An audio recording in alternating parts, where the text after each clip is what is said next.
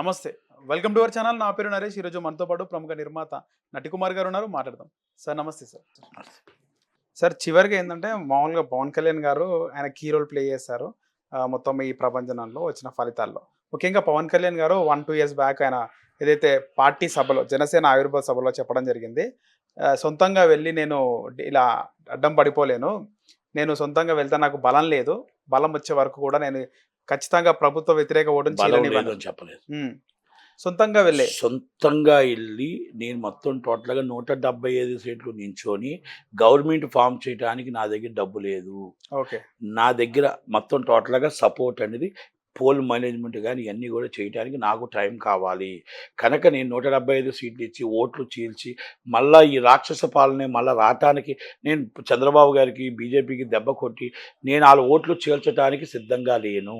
వాళ్ళతో నేను పాలు పంచుకొని నేను కూడా అసెంబ్లీలో అడుగుపెట్టి నాకు ఇచ్చిన సీట్లతో నేను ప్రజల పక్షాన నేను మాట్లాడి ప్రజల కోసమే నేను పోరాడి నెక్స్ట్ నేను ఎన్ని సీట్లు నాకు ఇచ్చిన గౌరవానికి ఎన్ని సీట్లు రావాలి, ఎన్ని సీట్లు పెంచుకోవాలి, పోల్ మేనేజ్మెంట్ ఎలా పెంచుకోవాలి, జనసేన కార్యకర్తను ఎలా పెంచుకోవాలి, మొత్తం మేనేజ్మెంట్ ఎలా చేసుకోవాలి, పార్టీ ఆవిర్భావం ఎలా చేసుకోవాలి, 175 నియోజకవర్గాల్లో ఎలా నిలబెట్టుకోవాలి అన్న ఆలోచన నేను చేస్తాను. గతంలో 2019లో నేను చేసిన తప్పు మళ్ళా చెయ్యను. నాకు ఓట్ల శాతం వచ్చే గెలిచే శాతం కావాలి, ఓట్ల శాతం కాదు గెలిపించే శాతం కావాలి. 40% ఓట్లు వచ్చిన జగన్మోహన్ రెడ్డి గారు ఎందుకు ఓడిపోయారు? 175 సీట్లలో 40% ఓట్లు వచ్చాయి. కానీ ఆయన ఓటమికి ఎందుకు కారణమైంది? కనుక అందుకే ఓటమి కాదు, అసెంబ్లీలో అడిగట్టి మన హక్కుని పోరాడాలి, మన రైట్ను పోరాడాలి.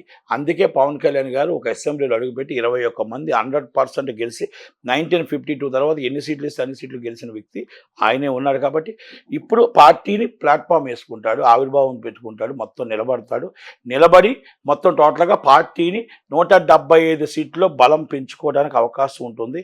ఆ బలం పెంచుకొని అధికార పక్షానికి ప్రధాన ప్రతిపక్షంగా ఉండి ప్రజల కోసం పోరాడే వ్యక్తిగా పూర్తి నమ్మకం అయితే నాకుంది. ఈనాడు కాకపోతే ఏనాడుకైనా ఆయన సీఎం అవుతాడు. కాపులకి ఎట్టి పరిస్థితుల్లో మేము ఊహించుకుంటుంటే ఒక మోహన్ రంగా గారు అనుకున్నాం, అలాగే ఎంతో మందిని అనుకున్నాం, చిరంజీవి గారు అనుకున్నాం. అది మాత్రం ఈయన ద్వారా మీరు తీరుస్తారు, కాపులు ఏనాటికైనా సీఎం అవుతారని నమ్మకం మాకు పూర్తిగా ఉంది. ఇప్పుడు వచ్చేసింది ఫైనల్ నమ్మకం పూర్తిగా ఉంది. అది ఏనాటికైనా. రైట్ సార్, ధన్యవాదాలు.